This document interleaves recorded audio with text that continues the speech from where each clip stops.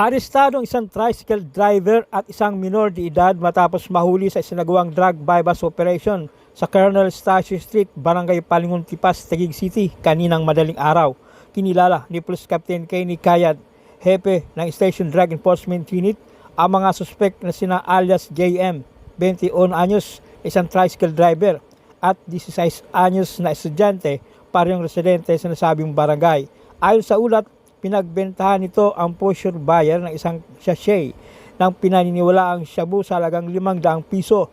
Matapos ang transaksyon ng mga ito ay nagkaabutan ng drug items at bypass money na naging dahilan para tuluyang arestuhin ang mga suspect. Nakuha sa pag-iingat ni alias JM ang 2 plastic sachet ng hininalang shabu na tumitimbang ng 5.7 grams na nagkakalaga ng 38,760 pesos at bypass money na haharap sa paglabag sa RA 9165 o Comprehensive Dangerous Drugs Act of 2002 ang nasabing suspect. Na-recover pa sa kanila ang isang unit ng submachine gun, isang piraso ng magazine na kargado ng 2 bala at isang unit ng Arms Corps 2015 caliber 38 SPL revolver na kargado ng 1 bala at parehong walang dokumento. Tumanggi ang mga suspect na magbigay ng anumang pahayag. Sa ngayon, ang mga suspect ay nasa kustodya ng pulisya habang inihanda na ang kasong paglabag sa RA 10591 o Comprehensive Law of Firearms and Ammunition na isasampa laban sa kanila. Ako si PSSG Belwan ng Station Drug Enforcement Taguig CPS. Inaaresto namin kayo sa salang pag-iingat at pagbebenta ng illegal na droga o mas kilala sa tawag na shabu, at sa pag-iingat ng mga baril na walang kaukulang dokumento. Kayo ay may karapatang manahimik kung magsawalang kibo. Lahat ng sasabihin nyo ay pwedeng gamitin pabor o laban sa inyo sa kahit anong hukuman dito sa bansang Pilipinas. Kayo rin ay may karapatang pumili ng sarili nyong abogado na inyong pili, at kung wala, magkakalog ito sa inyo ng gobyerno. Ganun din, at kayong may karapatang pumili ng sarili nyong doktor. Kung wala, katalog din ng gobyerno ito sa inyo ng libre. Naiintindihan nyo? Arestado ang isang street-level individual sa ikinasang bypass operation ng mga miyembro ng Station Drug Enforcement Unit sa Barangay Napindan, Taguig City. Kinilala ni Police Major Kenny Kayad, hepe ng SDU, ang naarestong suspect na si alias Jason, 29 anyos, na isang PAM crew at residente na nasabing barangay.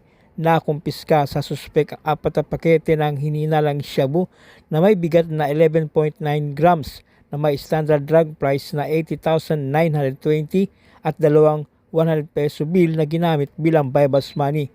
Kasong paglabag sa Republic Act 9165 o Comprehensive Dangerous Drugs Act of 2002 ang inihain sa suspek.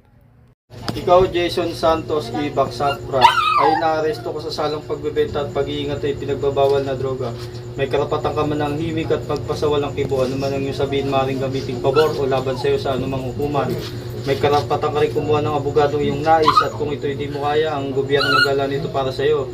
May karapatan ka rin kumuha ng doktor na iyong tagapagsuri, at kung ito hindi mo kaya, ang ating gobyerno ang magala nito para sa iyo. Naintindihan mo ba ito? Opo. Arestado ang isang street-level individual sa ikinasang bypass operation ng mga miyembro ng Station Drug Enforcement Unit sa Barangay Ligid, Tipas, Taguig. Kinilala ni Police Major Kayad, hepe ng SDU, ang naarestong suspect na si alias Kadi, 32 anyos, at residente ng Barangay Santo Rosario, Pateros. Nakumpiska sa suspect ang 6 na pakete ng hininalang shabu na may bigat na 25 grams na may standard drug price na 170,000 pesos, isang 500 peso bill na ginamit bilang bypass money at 5 pirasong 1,000 peso bill bilang bodil money.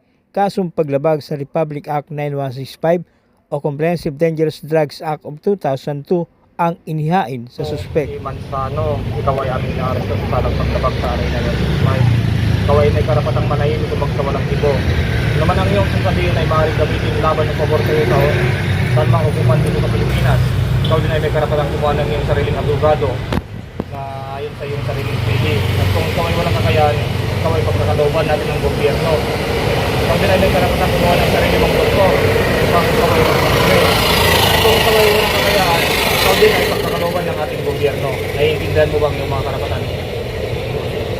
Arestado ang isang street-level individual sa ikanasang bypass operation ng mga miyembro ng Station Drug Enforcement Unit sa Barangay Western Bikutan, Taguig. Kinilala ni Police Major Kayad, hepe ng SDU, ang naaresto ng suspek na si alias Loreto, 46 anyos at residente ng nasabing barangay. Nakumpiska sa suspek ang 7 pakete ng hininalang shabu na may bigat na 26 na gramo na may standard drug price na 176,800 pesos, 2 pirasong 100 peso bill na ginamit bilang bypass money at 6 na pirasong 1,000 peso bill bilang bodil money. Kasong paglabag sa Republic Act 9165 o Comprehensive Dangerous Drugs Act of 2002 ang inihain sa suspek. Ako si Police Corporal Mano ng SDO. Kaya aking inaresto sa paglabag ng Section 5 and 11 ang pag-iingat at pagbibenta ng pinagbawal na droga. Ikaw ay may karapatang manahimik. Lahat ng iyong sasabihin ay maging laban ang pabor sa iyo sa lahat ng korte ng Pilipinas. Ikaw ay may karapatang pumili ng iyong sariling abogado. Kung wala kang abogado, bibigyan ka ng gobyerno ng isa. Ikaw ay may karapatang pumili ng iyong sariling doktor sa iyong sariling pili. Kung wala kang sariling doktor, bibigyan ka ng gobyerno ng isa. Naiintindihan mo ba ang iyong karapatan? Arestado ang 2 street-level individual sa ikanasang bypass operation ng mga miyembro ng Station Drug Enforcement Unit sa Barangay Pinagsama, Taguig. Kinilala ni Police Major Kayad, hepe ng SDU, ang naaresto ng suspek na sina alias Ray, 26 anyos, delivery rider, at alias Jeremy, 33 anyos, parehong residente ng nasabing barangay. Nakumpiska sa 2 suspek ang 6 na pakete ng hininalang shabu na may bigat na 31.1 grams na may standard drug price na 211,480 pesos, isang 500 peso bill na ginamit bilang bypass money. Kasong paglabag sa Republic Act 9165 o Comprehensive Dangerous Drugs Act of 2002 ang inihain sa suspek. Ikaw, Ray Rodriguez Icuevas. Ulit. Again, 1, 2, 3. Ikaw, Ray Rodriguez Icuevas Jr. at Jeremy Pabillar E. Mendoza. Kayo ay inaaresto ko sa salang pagbibenta at pag-iingat ng illegal na droga. Kayo ay may karapatang manahimik, magsawalang kibo. Ano man yung sasabihin ay maaaring gamitin pabor o laban sa inyo sa anumang hukuman dito sa Pilipinas. Kayo ay may karapatan din kumuha ng sarili ng tagapagtanggol ng inyong sariling pilit. At kung wala kayong kakayahan, ang gobyerno ay maglalagay sa inyo ng isa. May karapatan din kayong kumuha ng sarili ng doktor upang kayo magpasuri. At kung wala kayong kakayahan, ang gobyerno ay magbibigay din sa inyo ng isa. Naunawaan niyo ba ang mga karapatan? Arestado naman ang isang street-level individual sa ikanasang bypass operation ng mga miyembro ng Station Drug Enforcement Unit sa Barangay Lower Bikutan, Taguig. Kinilala ni Police Major Kayad, hepe ng SDU, ang naarestong suspek na si alias Ronel, 30 anyos at residente ng nasabing barangay. Nakumpiska sa suspek ang 5 pakete ng hininalang shabu na may bigat na 16.3 grams na may standard drug price na 110,840 pesos, isang 500 peso bill na ginamit bilang bypass money at 5 pirasong 1,000 peso bill bilang bodil money. Kasong paglabag sa Republic Act 9165 o Comprehensive Dangerous Drugs Act of 2002 ang inihain sa suspek.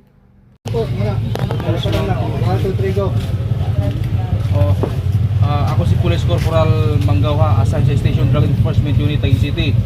Ikaw, Ronel Suangco E. Agan, ikaw ay naresto namin sa salang paglabag sa Republic Act 9165, Section 5 and 11 sa pagbibenta at pag-iingat ng illegal na droga. Ikaw ay may karapatang manahimik o magsawalang kibo. Ano man na iyong sabihin ay pwedeng gamitin pabor o laban sa iyo sa anumang uri ng hukuman dito sa Pilipinas. Ikaw rin ay may karapatang kumuha ng sarili mong doktor na iyong pili at ikaw walang kayaan ang gobyerno magkakalob sa iyo. Naunawaan mo ba yung karapatan?